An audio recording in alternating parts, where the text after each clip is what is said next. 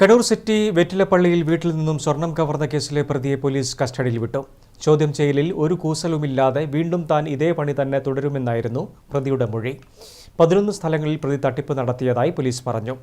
Home നഴ്സായി വീട്ടിലെത്തി സ്വർണവുമായി മുങ്ങുകയാണ് പ്രതിയുടെ രീതി.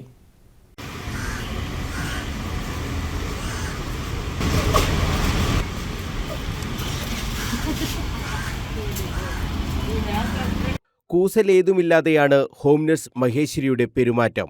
കോടതിയിൽ ഹാജരാക്കുന്നതിന്റെ ദൃശ്യങ്ങൾ എടുക്കുമ്പോഴും ചിരിച്ചും നാണം കുണുങ്ങിയും പ്രതി നീങ്ങി. കണ്ണൂർ സിറ്റി വെത്തിലപ്പള്ളിയിൽ നിന്നും 7 പവനോളം സ്വർണം കവർന്ന കേസിലാണ് മഹേശ്വരിയെ കണ്ണൂർ സിറ്റി ഇൻസ്പെക്ടർ കെ സനൽകുമാറിന്റെ നേതൃത്വത്തിൽ അറസ്റ്റ് ചെയ്തിരുന്നത്.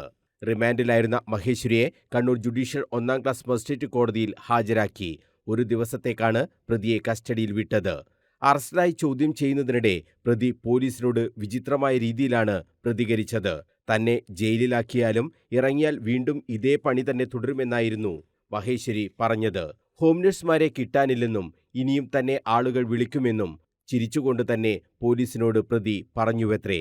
2-3 ദിവസം കൊണ്ട് വീട്ടുകാരെ കയ്യിലെടുത്ത് ആ വീട്ടിലെ ആളായി മാറിയാണ് അതിസമർത്ഥമായി മഹേശ്വരി മോഷണം നടത്തിയിരുന്നതെന്ന് പോലീസ് പറഞ്ഞു. 11ാമത്തെ കവർച്ചയാണ് വെത്തിലപ്പള്ളിയിൽ പ്രതി നടത്തിയത്. പിടിക്കപ്പെടുമെന്നായാൽ എല്ലായിടത്തും പോയി കോംപ്രമൈസാക്കി രക്ഷപ്പെടും.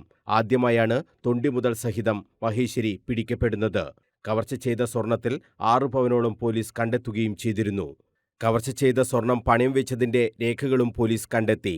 ഈ പണം ഉപയോഗിച്ച് വാഹനവും വാങ്ങിയിരുന്നു. മലമ്പുഴയിലെ ലോഡ്ജിൽ നിന്നാണ് കഴിഞ്ഞ ദിവസം മഹേശ്വരിയെ പോലീസ് അറസ്റ്റ് ചെയ്തത്. ഹോം നഴ്സിന് ആളുകളെ വെക്കുമ്പോൾ അവരുടെ പശ്ചാത്തലം പൂർണ്ണമായും മനസ്സിലാക്കണമെന്നും പോലീസ് പറഞ്ഞു. News bureau, Kannur.